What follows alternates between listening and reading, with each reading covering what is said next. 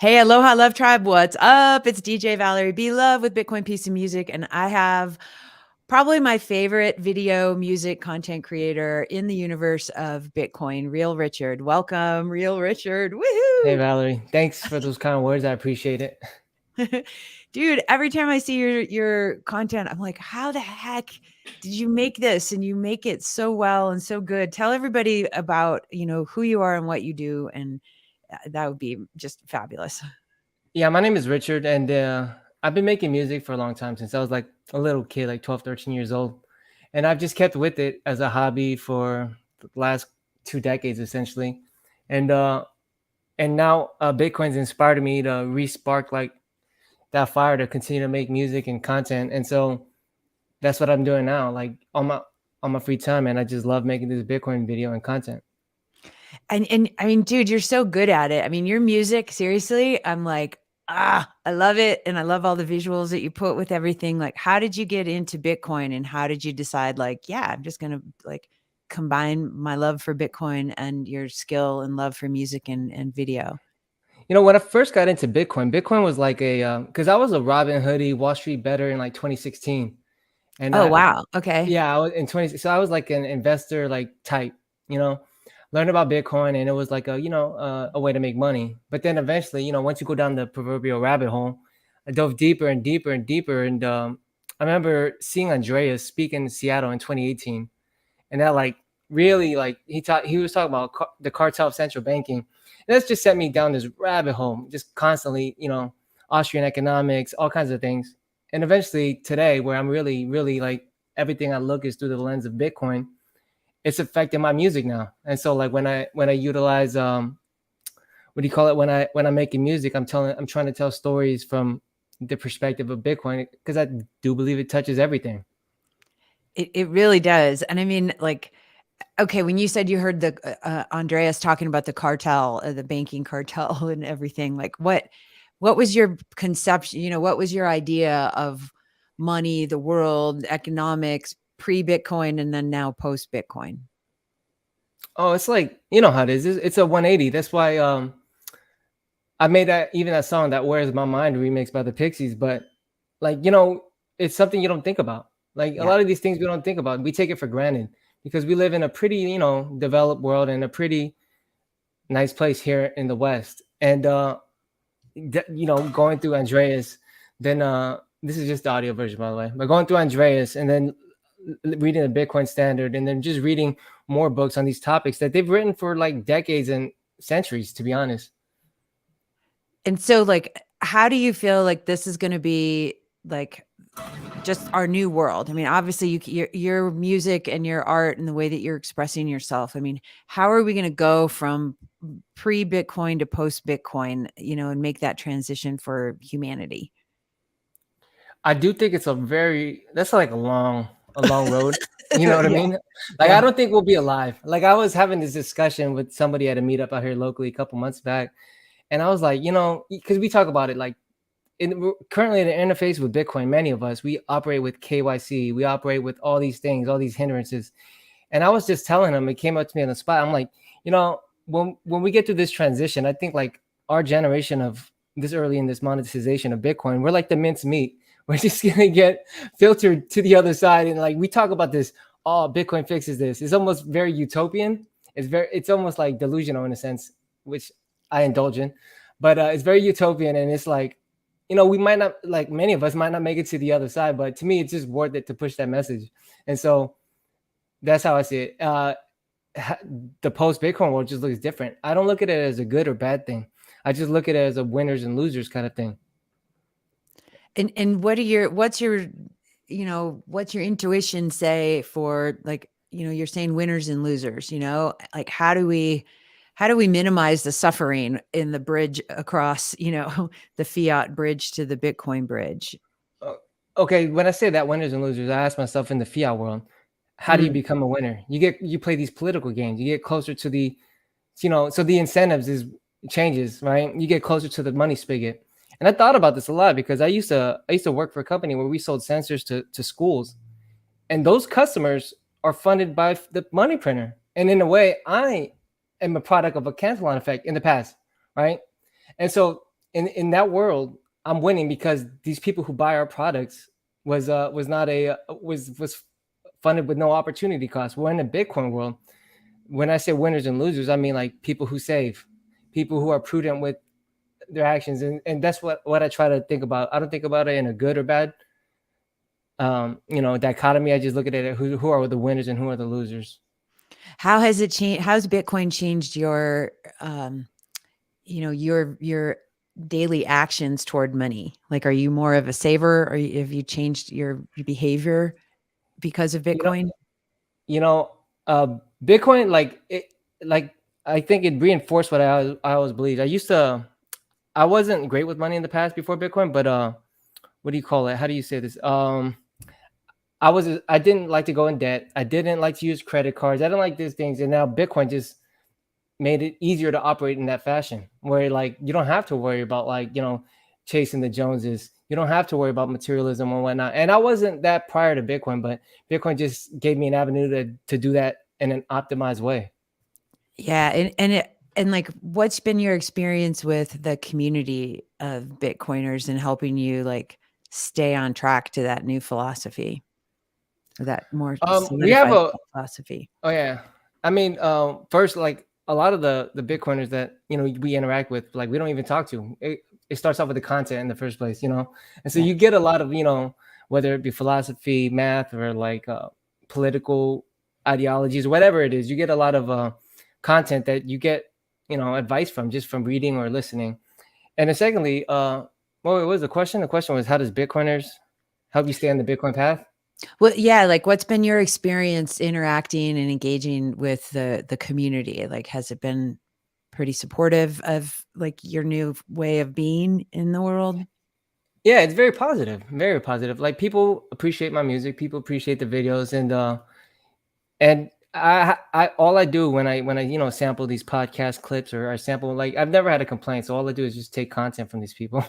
I sample it, throw it in a song, and if anything, they really appreciate it. They don't really complain, or so it's been nothing but support. It's awesome, man. I mean, your work is so cool too and so creative. Do you want to play this clip, or do you want to, like, we can play several clips. I'd love to share Yeah, your yeah, we could play work this with one. everybody. All right, let me get back over here. We'll go. I want to make sure we've got the volume. I took this orange pill, looking through an orange lens, tripping down the rabbit hole. Now I think I'm born again. Minds changed, my time frame measured in blocks. And as his heartbeat, the time change, the ticks and the talks. Through the monetary history, Satoshi won the victory. Only thing remaining is that timing is the mystery. And as I opt out of this fake beyond misery, I look within and I reflect. Where is mine? Where is mine? Where is mine? Where is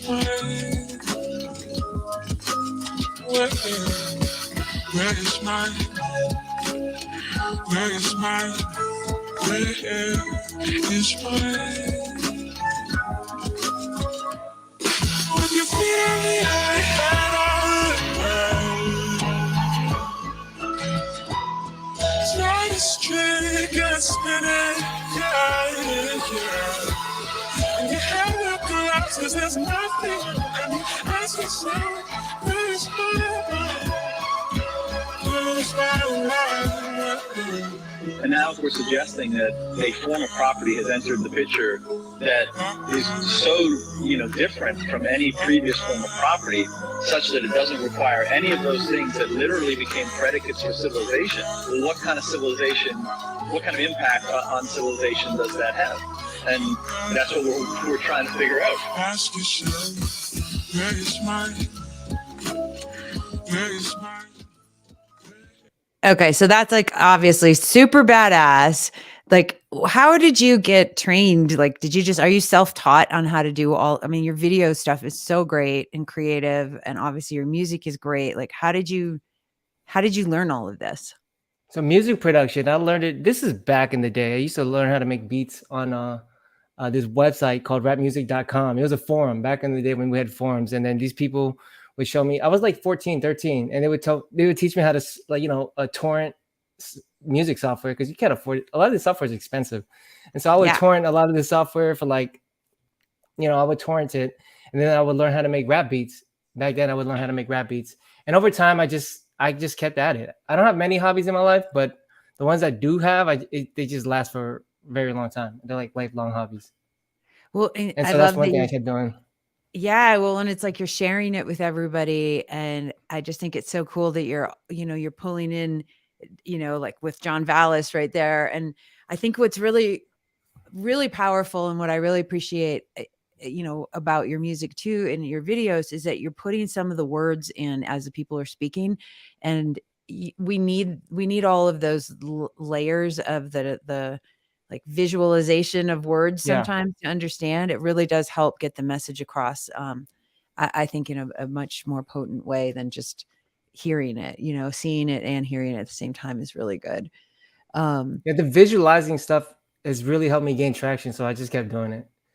It's so good, man. Like, Quincy Jones, he just published his book called 12 Notes. I talk about it a lot on all these episodes, but like, he was talking about when he was learning how to do film scoring, and that he actually started taking some mentorship from somebody who was in the advertising world, and they were talking about how to get your point across, in 30 seconds or less.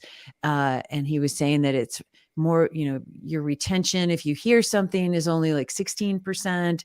If you see something, it's like 34%. But if you put the visual and the audio and putting the words in place too, then it goes up like, to like 50, 60, 70%. Your retention is a lot more as a listener. So I think this is, you're obviously practicing that. Yeah. I can see that's multiple senses, colliding at once. And one thing I've always tried to establish with my music is like, you have a verse, a bridge, a hook, or whatever you have, right? And I in my head, I've tried to visualize this. Like I got this from my cousin who I used to make music with a long time ago, but he would ask me in this section of the song, what do I see? And then so like what is the character supposed to see? And then so what this visualization has helped me do is help me change scenes. Like if you're watching a movie, you would change scenes. Like this part is like, more frantic. And then, so I got to try to, when I create these songs, I got to try to, match that with the visuals. Yeah. And it's really cool. And so where do you get, like you said, you sample some of your audio, do you sample a lot of your visuals as well? Or like there's a lot of stuff. Honestly, I look up hashtags on Twitter and then I search stuff on Vimeo.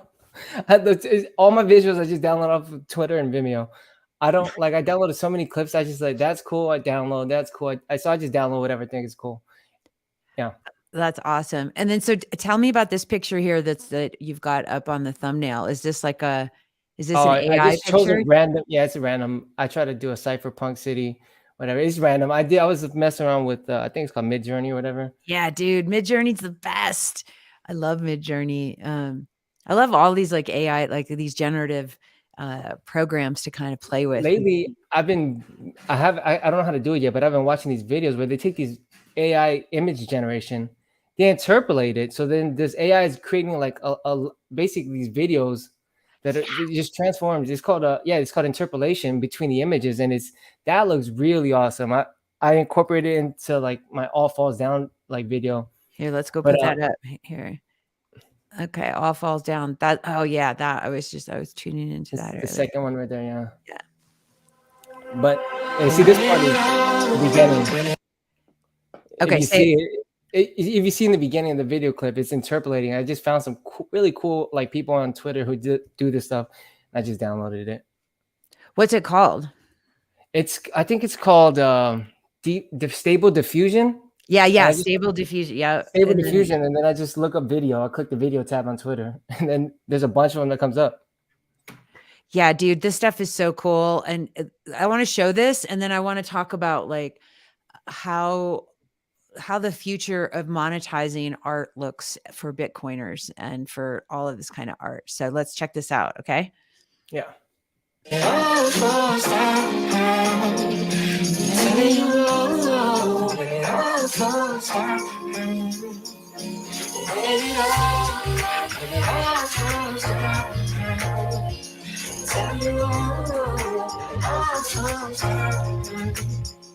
Man, I promise, we out is so obnoxious. They have no idea what they're doing, it's obvious. These central planners ain't never made no money. So all they ever produce are pieces of paper, it's funny. And now, tell me that ain't insecure. To fund these boys, they have the printer go blur. They like, fuck it, they ain't curve. Socialize them losses, draining time and energy like it's a leaky faucet. And it's so precious, you think it's so precious. Drowning in their own lies, they wanna block the soul exit. Cause it's orange corn good, it's the shit that we need. Verified, even that we ain't have to believe. It all falls down. Gon' call it. Fear falls down, man. Who you gon' call? Save your time and energy, it's Satoshi's. One day, Satoshi's gonna save you. I say, for the central bankers, that's how I treat them. We bought our own way to jail. I say we snatch by freedom. Buy a whole lot of chairs, man, we don't really need them. Things we buy, the cover up what's inside. They got us flooded with debt. Families getting wrecked. That's why normies holler where that steamy, yeah. Media, gaslighting, fact checkers lack facts, and the money changers get a cut of all of that. But I ain't gonna even act like I'm better than my incentives. I still got 3 hours with the time that I'm spending. But I tend to move forward in blocks of 10 minutes, cause below is 21, the top is infinity. It all falls down.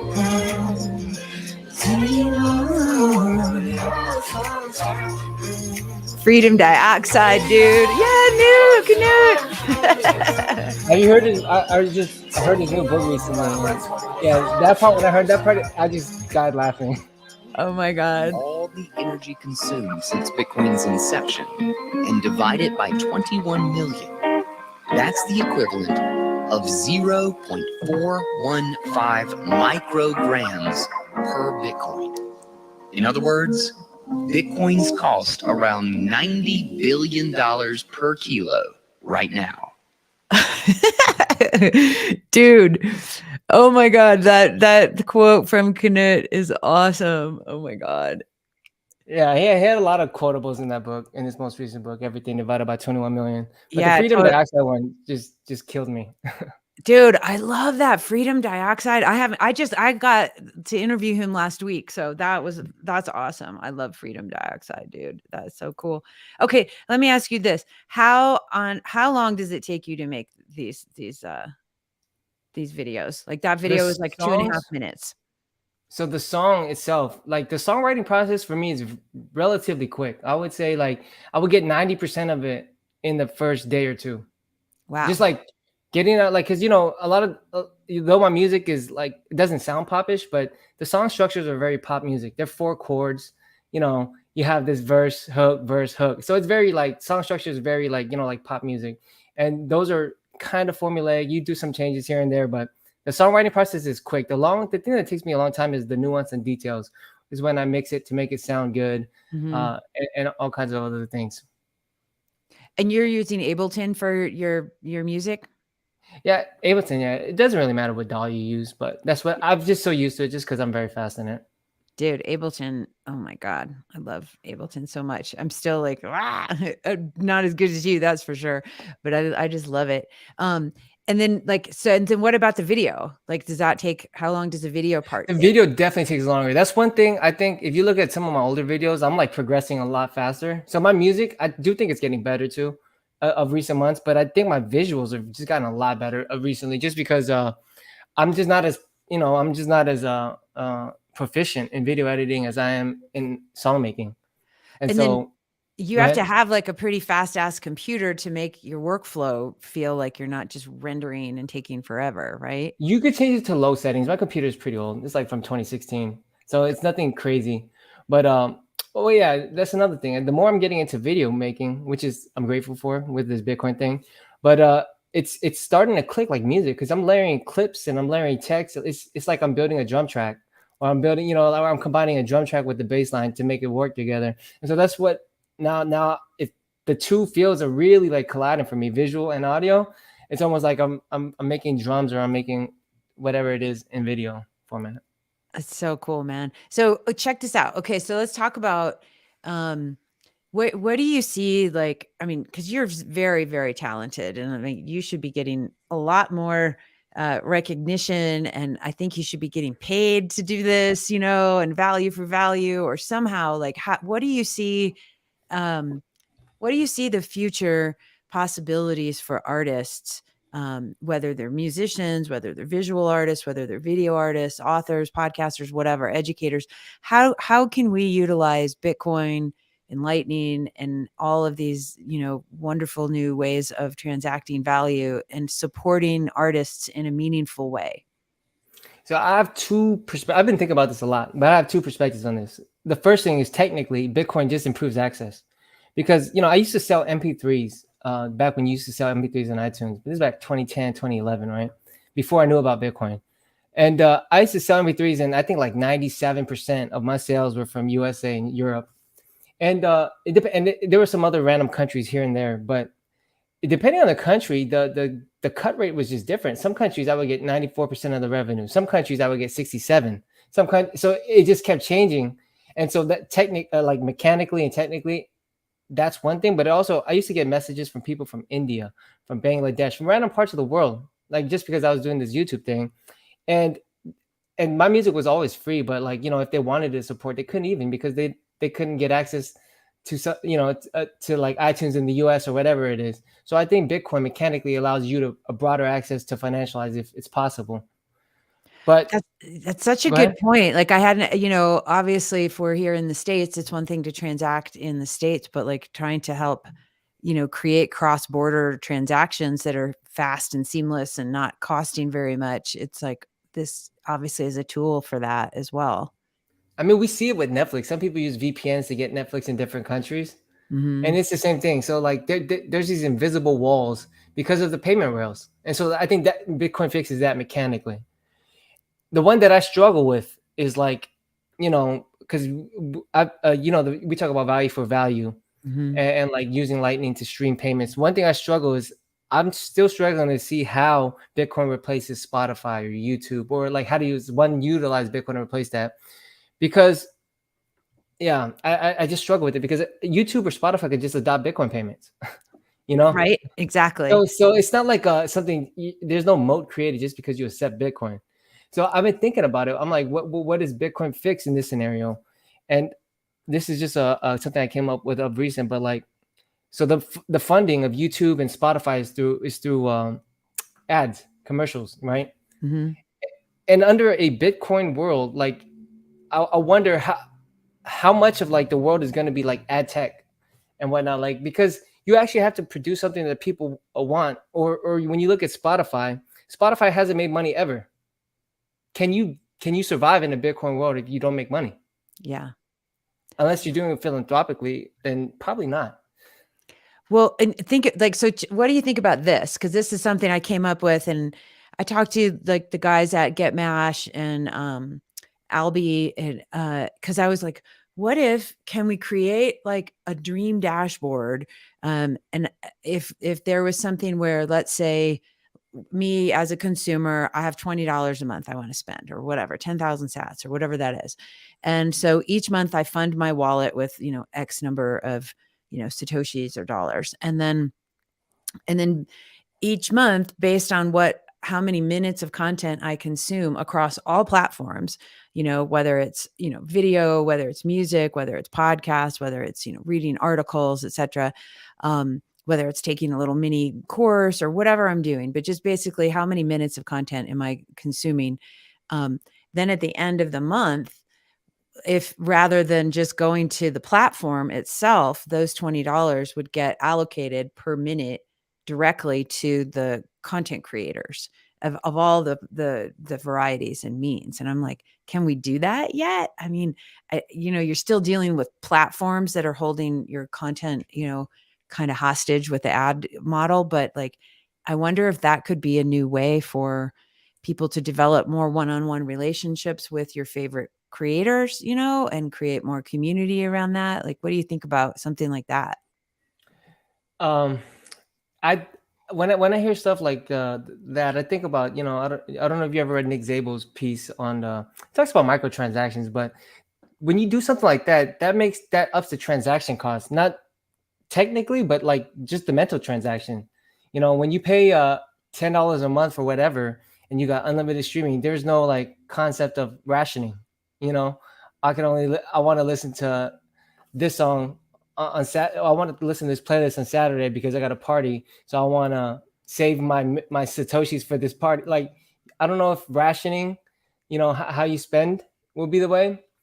And so I haven't thought about that too deeply, but I do think about the mental transaction cost. It might be cheaper in the end, but you're going to mentally just make a lot of calculations. Well, I absolutely agree with you on that. And I remember I listened to Gigi wrote an article about this with Value for Value, and he was also bringing up the mental transaction costs at MTX and thinking about like, because that's to me why I wasn't that excited. And I love you guys, Albi and Mash, like what you guys are doing, but their stuff is like these little micro transactions, and that to me as a listener is annoying, and I don't want to be like hit up every time I'm going to click read or listen or whatever. And so to your point, I think that's correct. But what if you have unlimited minutes? You're not limited on how many minutes per month. Let's say 1 month you're like, I'm doing meditation retreat, so I'm not listening very much. So whoever I listen to is going to maybe get more of that $20 budget.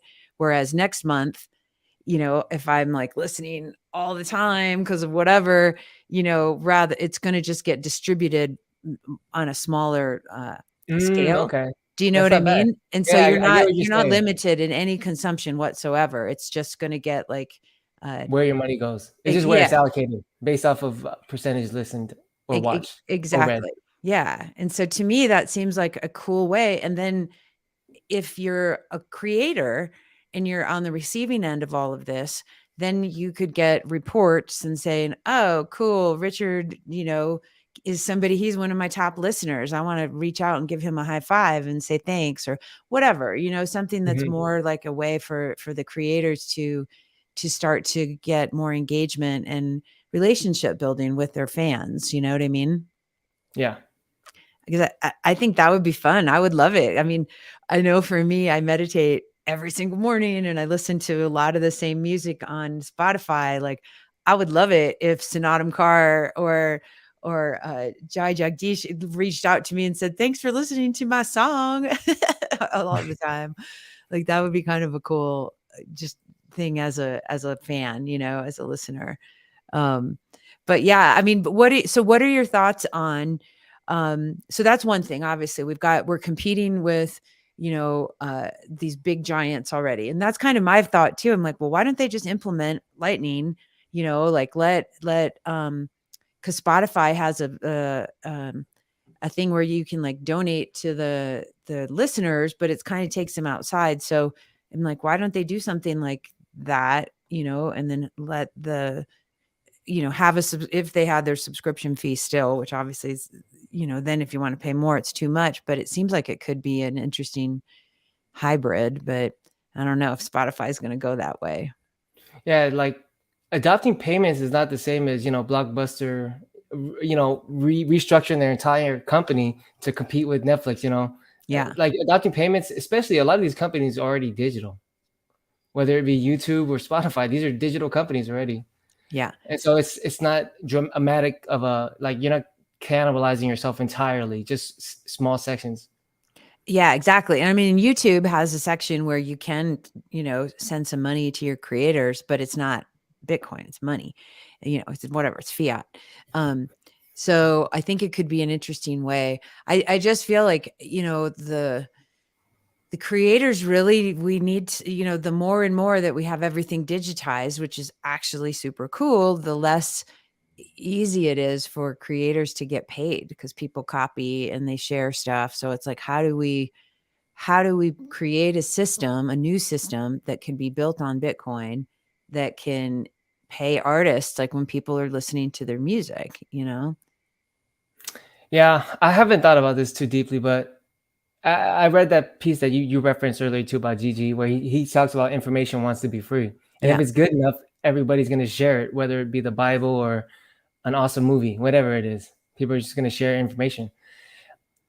I haven't thought about this too much. Maybe Bitcoin, in a Bitcoin world, if you work and you save for X amount of years and it allows you to, towards whatever end of your career that you want to just, commit to like making content, whether it be writing music, writing stories, writing books, whatever it is, then maybe you can live off of your savings and not require like you have to make it this month, or like you're gonna have to go back to washing dishes. So I haven't thought about this too deeply, but that's one thing. Maybe Bitcoin allows a greater buffer for artists to experiment. It can, but I mean, like are you a full-time content creator? No, I've just been doing this for fun since like I was a little teenager, and I view it as playing basketball. I played basketball since before music, and so like when I go play basketball, this is what I'm doing when I make music. But it's yeah, that's how I view it.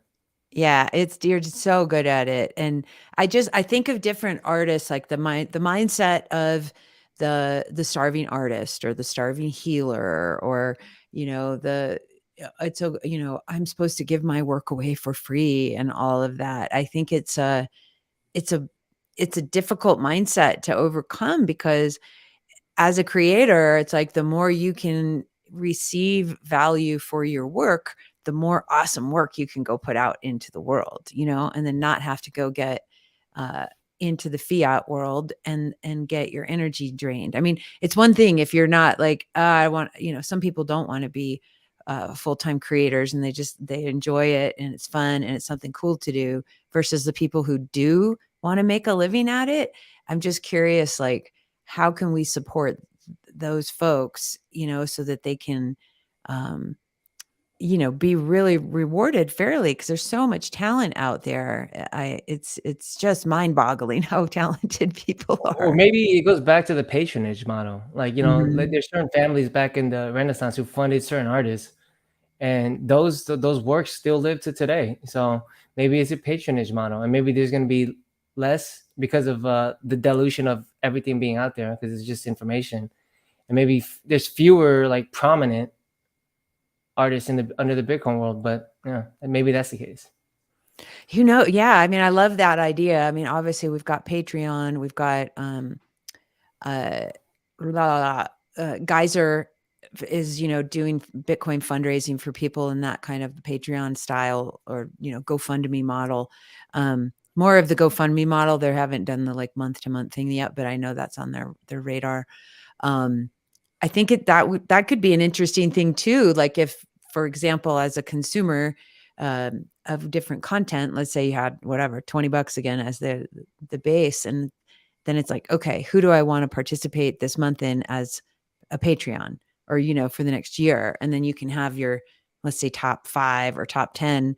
And then it sounds like it's not a lot, but if they each get $2 or, whatever, and they've got 10,000 followers that would do this same model, I mean, that's 20 grand a month as an artist, to go do your craft, right? And 10,000 Mhm. followers, if you're a good creator, it's like you can get that. You know what I mean? Like people Yeah. might be like, heck yeah, I want to support this. So I don't know. I think we've definitely got some creative solutions to help people financially so they can, But I also think about it like this: under a Bitcoin standard, right? Let's say you make your first film is like a hit, Lightning in a Bottle, and that's the only good film you ever make.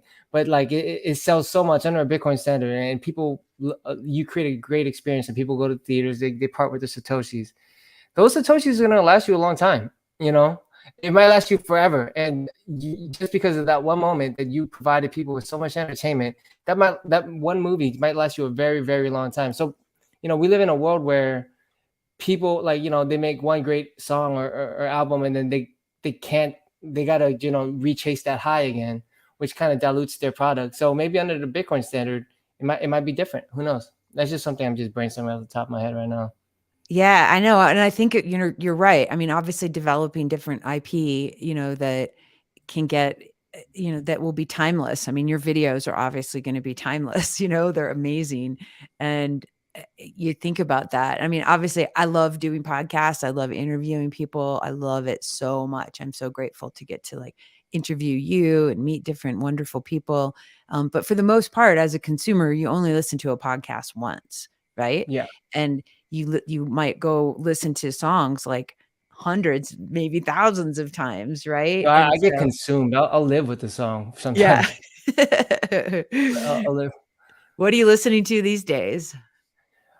I'm not gonna lie, it's either myself or cover songs. I've been so the remixes, when I do the remixes, I do covers because I used to have a YouTube channel in the past that got nuked because I would sample the actual song. This is before this is a long time ago, early days of YouTube. But I would sample these songs, and I guess I would get these strikes, copyright strikes from remixing and sampling. So I used to have a nice channel that got nuked, but nowadays I just sample cover versions, and it's cooler too because all I have is to deal with mixing wise is usually a guitar or piano and somebody's vocals, and that's what I did for the "Where's My Mind" remix and the "All Falls Down" remix. I just sampled people's covers on YouTube. Nice, dude. That's what I was gonna ask you. Like, and then for the vocals, did you read? Those are your vocals. That's your voice. No, those are people singing. That's Who? other people singing. It's just I don't. I put them in the credits, but they're just random people singing cover songs. You know, like there's a genre of YouTubers that do nothing but cover popular music. But you changed the lyrics up though. In All Falls Down. Oh, I'm the rapper. So Okay. I record it, but the vocalist that sings the hook, I repitch it to the tone I want, and then Got it. Okay, speaking cool. of, if you play that first one, turn up the hash. We were talking about AI earlier, but now I'm using there's AI for there's AI for rappers, and so this one is this was done by AI rapper. Pusha T is a very popular normal rapper. He's one of my favorites, but this one I just use an AI bot, and it sounds pretty darn good. I don't get it. How do you use an AI bot to do it? Like you just type in the Text-to-speech. text and then You it'll type in the rap? text. Yeah, but it's kind of tedious because it sounds off sometimes. So you have to do each line. I do like 20, 30 times, retyping in certain lines until it sounds right. Oh my God. Dude. And so like Stable Diffusion, they've got something coming out for like a music AI thing. Did you see I that? can't wait. I haven't seen it, but I've been keeping up, but I just don't know how to code very well. I So don't I I'm know. doing it, and it's just confusing. I know when I started looking at that stuff, I was like, I'm gonna need a tutor. Yeah, or watch a YouTube tutorial, and then I take it from there. And do you feel like I mean, oh, there's so much good stuff out there. Okay, let's play this. Let me hit this one. Hold on.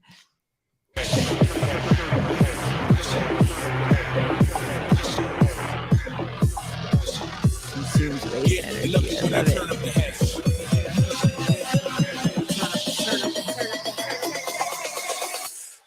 Yeah, they love it when I turn up the hash. This is what it sounds like, eating for the sass. Chasing large numbers, gotta do it fast. Cause the very next cycle, they cutting it in half. Yeah, they love it when I turn up the hash. This is what it sounds like, eating for the sass. Chasing large numbers, gotta do it fast. Cause the very next cycle, they cutting it in half.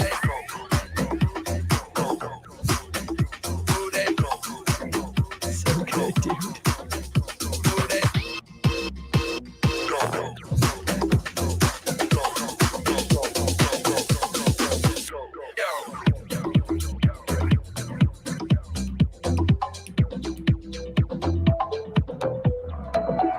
Turn up the hash.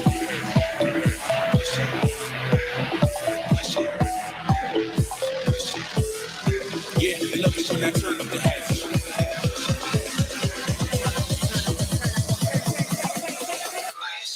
Yeah, they love it when I turn up the hash. Pure energy, turn it into sass. Dude, I would play this song on the dance floor and rock this Hey. motherfucker. Yeah, they love it when I turn up the hash. Pure energy, turn it into sass. Out in these fields, feeding all the gas. Take it to the max.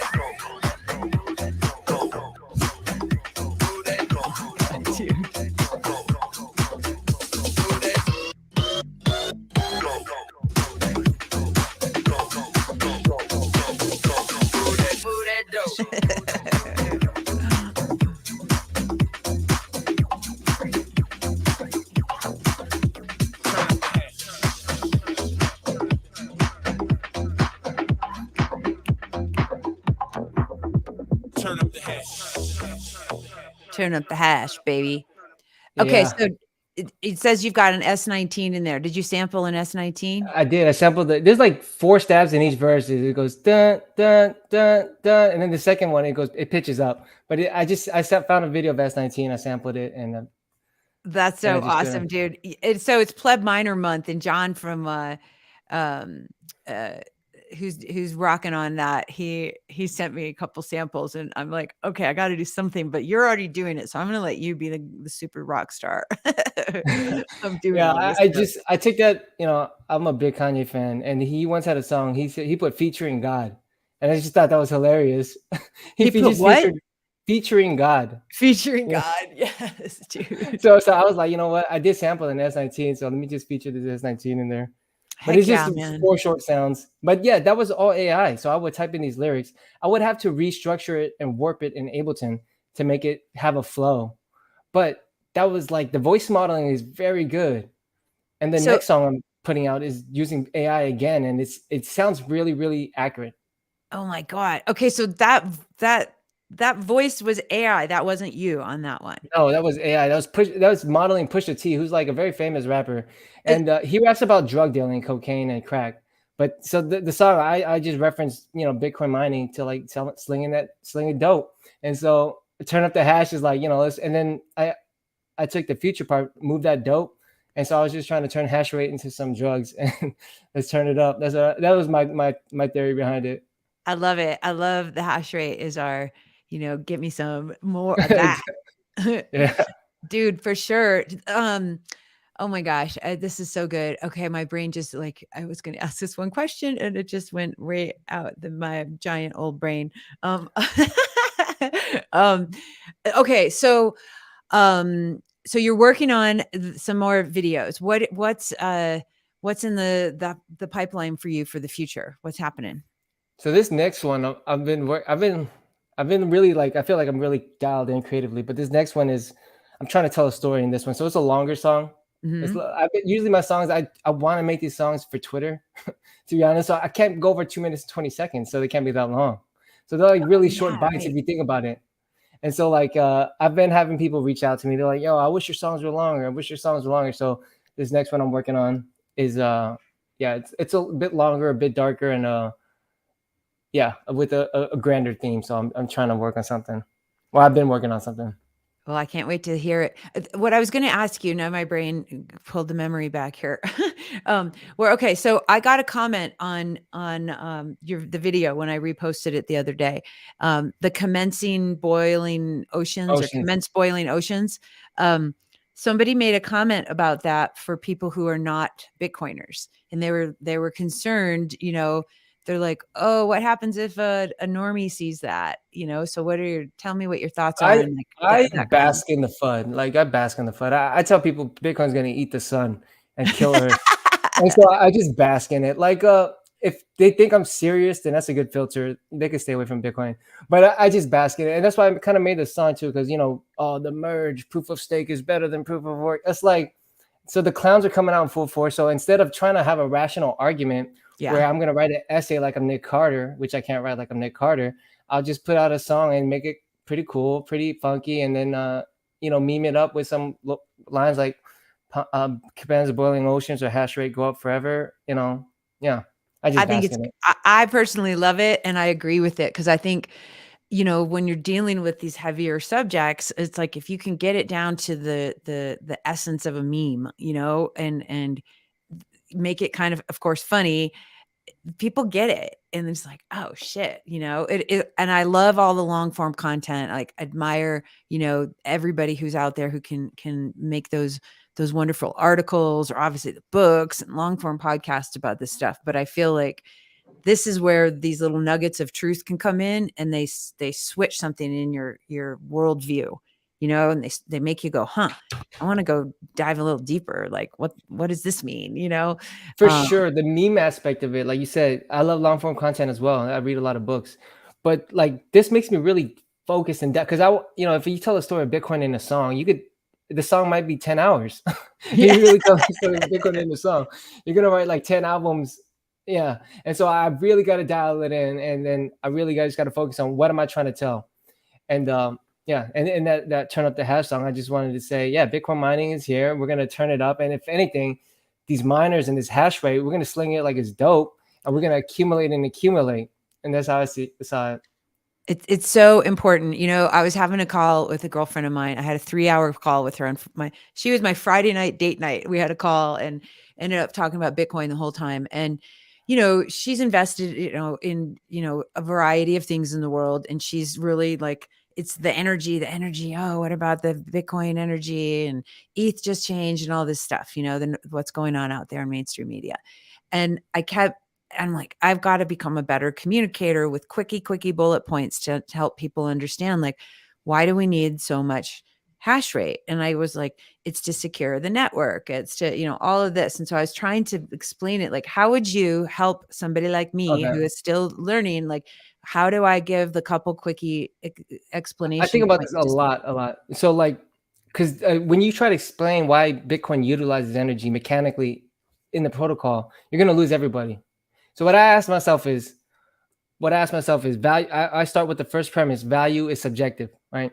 So to me, I see zero value in an Xbox or a Mm, PlayStation, but a 13-year-old might put a ton of value into it.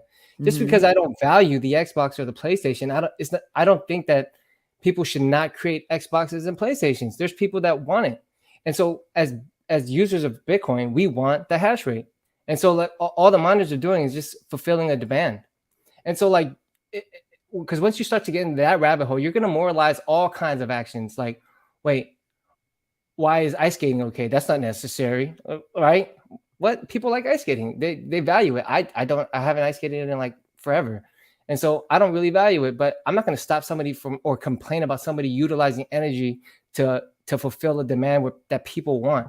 And so that argument of like energy consumption, of moralizing energy consumption, it's like deep rooted in some value judgment, and I'm just not a fan of that. Like what I'm not a fan of arguing that on a Bitcoin angle. I just argue it from a first principles. Value is subjective, and however people, seek to fulfill those values is their own prerogative. Yeah, I full 1,000%. And I think that's a good angle. But if they're like, well, can we do something else that doesn't use as much energy? And obviously, you know, they're going to be coming out with all sorts of more FUD That articles and person more can. FUD, you know. The individual they could fork Bitcoin, but can we? I don't like the word can we do. Can I do something? Yeah, I could just not use Bitcoin.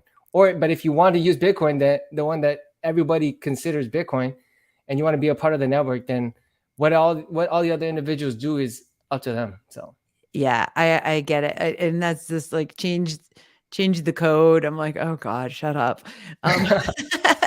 Go, hey, guess what? You can, and they've already done it. So keep yeah, changing the code and go have fun, and then let us know how that works out for y'all. Um, exactly. it is. It's an interesting. I mean, I've learned so much more about the world and how it works, and certainly money and what is money and what isn't good money, you know, in the last year and a half than I have in the previous 50 years of my life. There's this old quote I got from somebody. He says, "The closer you get to the truth, the more simple it is." And so, like, Mm. the more you get closer to understanding how this money works, like, you could apply this lens to why everything in the world is the way it is, and you could just see through this lens of the incentives. And Bitcoin's taught me a lot in that regards as well.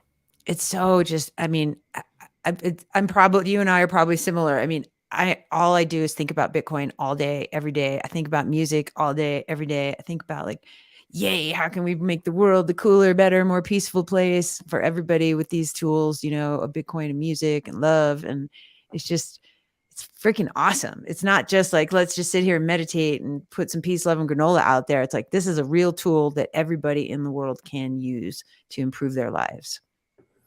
Exactly. And it's, you know, I mean, even though it's digital, it's tangible, because it's not just like, I'm going to raise, you know, meditate or any of that stuff, which is super important. And I teach meditation. And so it's just nice to have something that's even next level that is very powerful. Let's talk about, you want to talk about the Bitcoin Opera? Yeah, we can.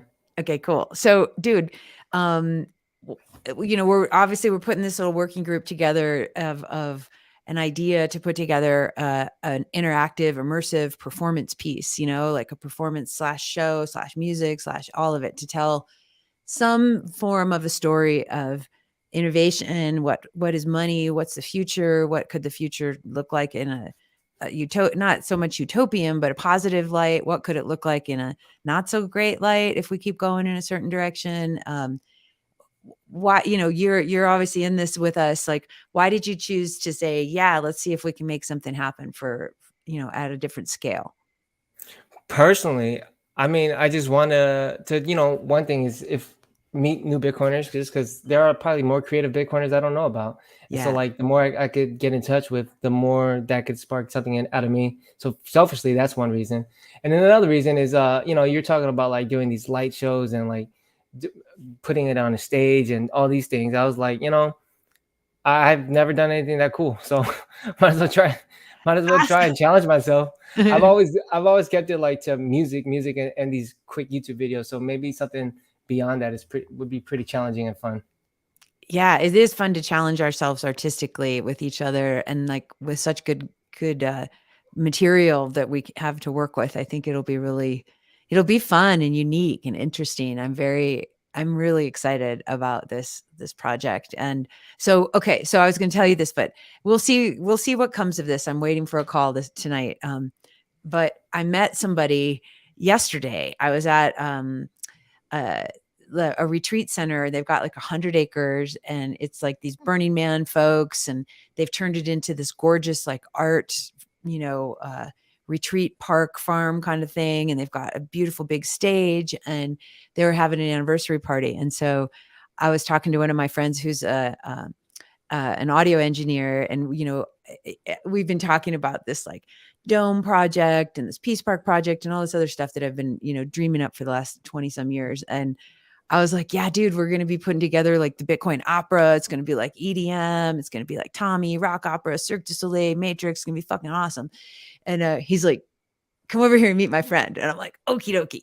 And, and so he introduces me to this wonderful person who is going to be doing something at Art Basel in Miami. And they're putting together like a dome village.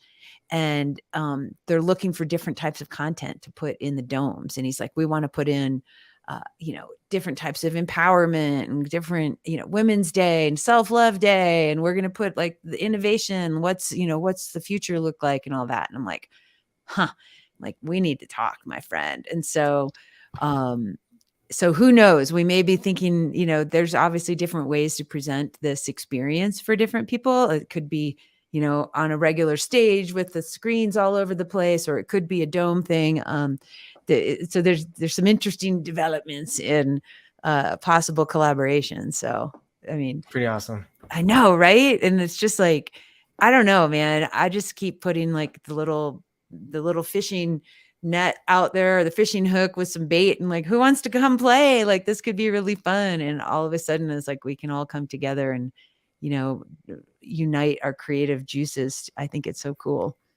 Yeah, keep putting that bait out there because, I've been like, since the music thing, I've been making music for a long time, but since 2019, I put hints, just themes of Bitcoin stuff in there. But it wasn't until like 2021 when I was like, you know what, I'm gonna just finally just make it full on Bitcoin. But the fact that you put these little baits or these nets out, and hopefully you're gonna catch more people just putting stuff out, and who knows what you find.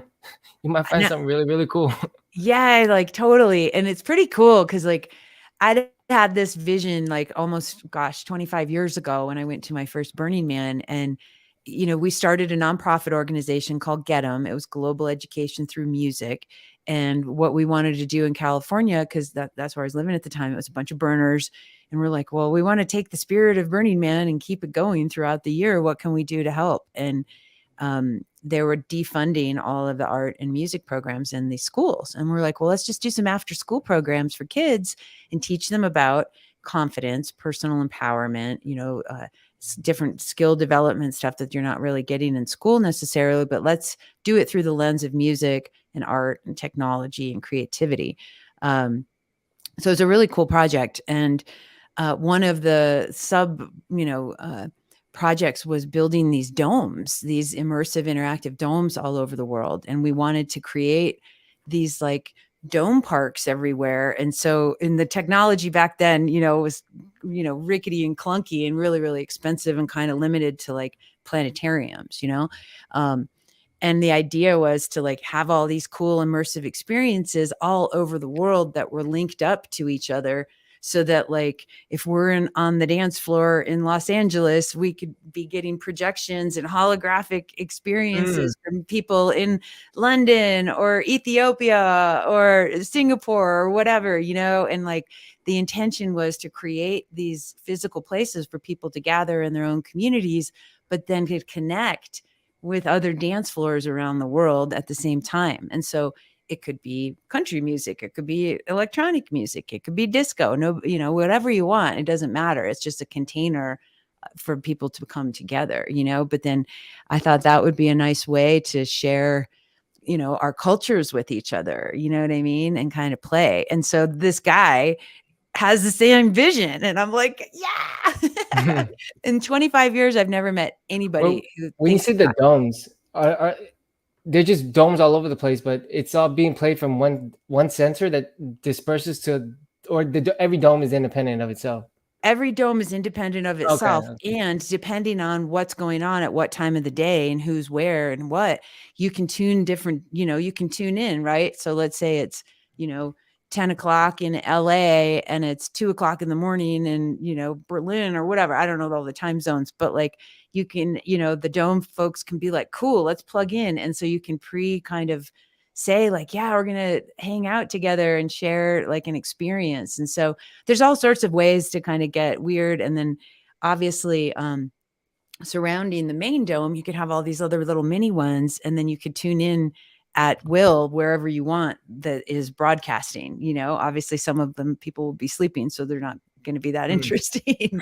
But yeah, I just feel like it could be an interesting way to utilize, the art and the music and the technology to remind us all that we're just humans, all kind of living and wanting to have life and raise our families and be a part of, a cool place called Earth, Yeah.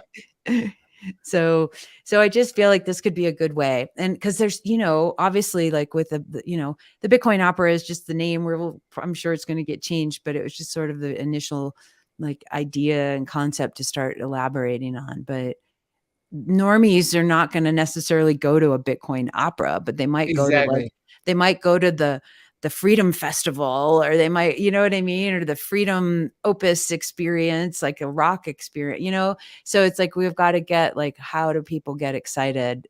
You got to chisel away, into something very specific. And then, then you could expand from there. That's what I've been trying to do. And what do you think is the number one, like, because the word freedom keeps coming up for me as like, if you're we can create something around that. Like we want to live, mentally free, and we want to be financially free. We want to live, physically. We don't want somebody coming and locking us up and all that. Like, what do you think is like a big overarching theme that we can all get on board with? Yeah, that's a big question.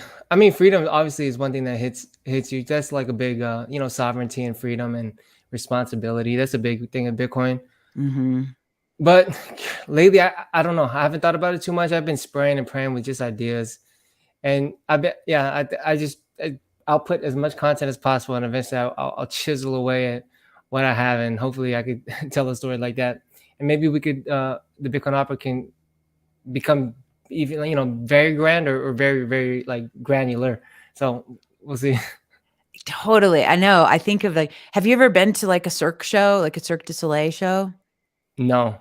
Dude, No, oh my gosh, it's next level. Like, I cannot even believe that humans can do the things that they can do. And oh my gosh, they're just incredible. These performers. And, then just for the domes too, like, are you going to be at Pacific Bitcoin? Did we talk about this? Oh yeah, I'm not going to be there. I have something else going on. Yeah. Got it. Okay. Just down there's a, if you ever get to LA, there's a place called the Wisdome. And so it's WISDOME.LA. And it's a really cool, like, it's like it's a big giant art park, but they have these big domes, and so they have different, music events and, promo video type events, cool stuff. If you ever get down there, it'd be a cool place to, do a field trip to get inspired by what kind of visuals and what kind of vibe you could create in the dome setting. The dome has, the domes are cool Um, and they've got, you know, like with anything, you've got like certain limitations of like how people are configured and how the sound is configured in a 360 experience and stuff. So, but it does create a different kind of unique experience, you know, for sure. So, so who knows if that's a direction that we'll go or not, but it's just neat to know that there's some more. I gotta check it out. I haven't been to a dome experience. Yeah, it's I gotta really, check it out. yeah, it's definitely pretty cool for sure. Yeah, that's awesome, man. So, okay, so then obviously we've got some fun to do in the opera group. Woohoo! Um, I've been singing a lot lately. I'm like, I was watching some Pavarotti videos on how to sing opera. Not like I'm some opera singer, but I love singing, and I'm like, how can I practice and improve my singing skills? You know, and it's pretty neat. Like watching his, I love I him. did choir for 2 years in You did? in high school. Yeah, I did choir for 2 years. And Singing's great, man. it feels great. Yeah, there's like this old quote from an old. I think I forgot who sang it. I think it's Mos Def or Talib Kweli. I don't remember, but if you can talk, you can sing. If you can walk, you can dance. So Mm, I've always vibed with that line. I love it, dude. That is so good. If you can talk, you can sing. And I got to write that down. And if you can walk, you can dance. It is so true. And I think, you know, I like to, you know, I work with people on a creative level, and I try to remember, help them to remember, like, remember when you were a little kid, you know, and Exactly. you would just smash some Play-Doh and make some cool shit, and you would draw on the walls or whatever you did, you know, like that's art, that's creativity. And somewhere along the way, a lot of people get put into a little like, well, it's not perfect and I have to color inside the lines and I'm not on key or whatever it is, then they shut down, you know, and Yeah. they forget like you were born, you know, as an artist, you know, and I believe in my heart that everyone is an artist, you know, and everyone's a singer and everyone's a dancer and you know, we have this magic that lives within us. Like, do you ever get the blues, like, as an artist? Do you ever have anything where you're like, "Nah, this sucks. Fuck this. I'm out." You know, you have to. So I roll with this in life fitness and in life and music and everything in general. But 10% of the time you create magic. You know, 10% of the time it's straight shit. Let's be honest. But 80% of the time it's work. Don't Yeah. focus on the magic. Don't focus on the shit. Just focus on the work, and then Mhm. and then that's where you get the consistency. But I know what you're feeling exactly because lately I sometimes catch myself. I'm like, man, I'm really loving this feeling that this creating this music and using this Bitcoin theme because in my like even my videos, I think they're pretty decent, but like in my head, I'm like, I want it to be bigger, but you know, we work with what we have. But I've just been feeling. I've been telling myself lately. I hope I don't lose this feeling. I feel like a kid, like you said. I feel like so excited. I'm like, man, either I'm way too into myself and my stuff right now, or this is legit pretty good. So that's the feeling I've been feeling lately. Well, you mentioned it about Kanye having God in the video, right? Or in Yeah, the he music video, featured God. Yeah. And right? I took inspiration from that. I was like, you know, I'm gonna feature this machine. Well, but do you get inspiration? Do you have a spiritual practice or any beliefs that you're like you utilize in your day-to-day or in your creative process? Well, I do read stuff that like really inspires me, whether it be on a spiritual level or otherwise. But when I'm creating, I don't think I'm cognizant of it. Maybe that stuff is in our subconscious, you know. I'm Mhm. not cognizant of it because like making music and even videos, it's very very technical. It's very mathematical in a sense. But then there's like the creative part where I'm smashing away on the keyboard. But for the most part, it's pretty technical. Like the heavy lifting is very technical. So yeah, I don't like. I'm not cognizant of it when I apply it to my music. I know from, you know, for me touching the keyboard and having to do stuff, especially like in Ableton, and I just started learning Resolume for video stuff. I'm not a video editor, but it's more of like a Yeah, mixer, you you know? told me about it. I downloaded a trial, and I'm like, it's. I think it's for live performances more than anything. It's not very for like post production, which is what I do mostly. Yeah, it's definitely meant for like projecting stuff that you've already kind of Yeah, created and then you and mix it triggering like, them. yeah, just like kind of like how you would mix, you know, your DJ set. It's like your VJ set kind of thing. Um, but I think there's a different state that you're in when you're like thinking about where to put things and how to configure things when you're working on your computer versus like I'm just singing away, or I'm just strumming away on my my guitar, my key, my keys, whatever that your instrument is. It's like a different you're right. There's two different kind of states that we're in when we're doing those two. Yeah, I sometimes take a step back. Like certain sections of a song will have me take a step back where I'm just like kind of dancing, or I'm like in my own little world, because I'm like, whoa, did that really happen? I'm like, all right, cool, that's cool. Now and then I take a second to recognize that and get back to the work. I sometimes do that. Do you ever get like Quincy Jones talks about and again, I'm quoting this book, he talks about it, the stuff that he produces, he likes it to pass the goosebump test. Yeah, exactly. I've been feeling a lot of goosebumps lately. I'll say that. I like Yeah. the goosebumps test. I'm gonna keep that. Right? I mean, that's such a good feeling. I know. And it's not an ego thing. I think it's like a thing of like, wow, this is magic, and it's flowing through, and it's a humble thing. Like you get to be like, I'm a co-creator of this with this magical flow. I wonder often, did Satoshi know? He's like, what he like? I bet you it hit him like a ton of bricks, like it hit us, like a decade later when he did it, like in 2008, 2009. So I wonder, like, I bet you Satoshi felt the goosebumps, like we're talking about here, right? It's just a different level. He's just like, man, I saw something pretty cool. I bet. That's how it went down.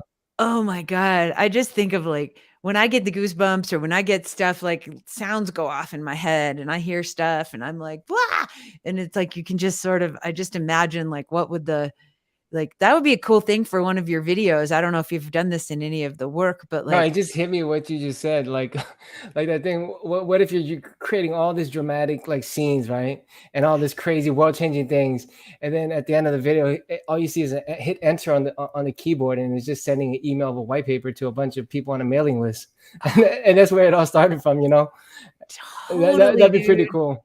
And then just the big, like, whoa, the suspenseful, cool, big cinematic music build. Like, oh man, I mean, it is so crazy. You're just exactly what you just said. Like just sitting there, like, I'm just going to send this on this mailing list to these other little awesome, smart people. And let's see what happens. And it's changed the world, Yeah, and like, for sure. oh my gosh, wow, what a gift. Who do you have a suspicion? Who do you think is Satoshi? There's a couple, but I used to think I never thought about it deeply, or do I care? And that's the beauty of Bitcoin.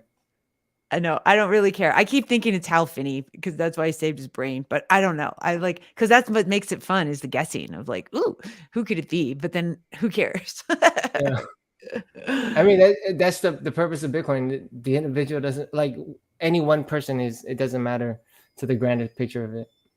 I know, man. When I was talking with my girlfriend the other day, I was like, the reason why Bitcoin is so much more secure is because there's not one person who the CIA can show up and say, guess what? You're going to need to go change a few things over here and please us, or we're going to kill your kid or whatever, And I'm like, Satoshi was clearly tuned into the possibility of being hurt, by the powers that be. And so I'm glad Satoshi's, this gorgeous mystery.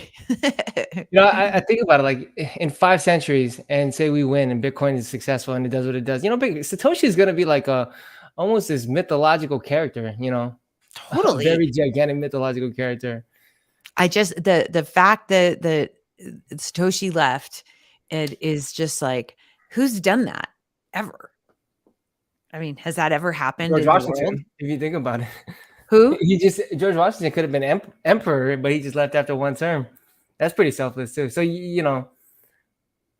so I think about stuff like that. Yeah, it's crazy, man. It's definitely taught me a lot more about the ego and humility and obviously security and all of that. But it's really just like, wow, how can we really be generous with our gifts in the world, And yeah, I'm so inspired, and I'm so inspired by this community and by you, because you just share your magic with all of us. And it's like, holy cow, how can we support you as an artist, Richard? Well, doing this, just sharing my work, listening. All I can ask is for somebody to listen. That's all I ever ask for. I like, I sometimes get comments or whatever, but as long as they listen, that's like the only thing I ever ask for. So if you enjoy it, then that makes it that much more awesome. So It's as so long as you great. give it a listen, that's all I ask for. Yeah, well, I love it. And I want everybody who's listening to go follow Real Richard on Twitter at REEL Richard. And you guys can go check out his stuff on YouTube also. And you can go look up the Richard LA L.A, not .a, LA. I'll put everything in the show notes, guys. You can just go to djvaleriebeloved.com and get them. But yeah, man. Any last words for the audience today that they're listening to you? Any inspirational, musical, yummy things to share? I mean, we said a lot, so I'll just, stay humble, stack sats. That's been a phrase that I kept with me for a long time for the last couple of years. So stay humble, stack sats. Yeah, man. Matt Odell, God bless him. What's the deal? But I've noticed like this weekend, there's like 100 posts that just said, "We love you, Odell. We love you." Like, is something going on, or is it just like, is he okay? I have to ask my friend. I have to ask. I don't know. I seen it. I think it has to revolve around something around Bitcoin Park or something. Because I had a buddy who went out there, so I'll ask. Okay, cool. I was just wondering. I'm like, is this just some kind of viral thing, or is he okay? I'm hoping he's okay. Yeah. Yeah. But okay, cool, brother. Well, we will talk and catch up over in the Telegram group, and I'll get some more downloads. But I'm so excited and so happy to know you and celebrate you and your work. You're such an inspiration, and I really, really appreciate you, Richard. Appreciate you, Valerie. Yeah, totally, my friend. All right, everybody. Until next time, this is DJ Val with Bitcoin Peace and Music. And thank you so much, Real Richard, for being a wonderful guest and contributor to making Bitcoin and the world better with music and visual art and yumminess. Thanks, my friend.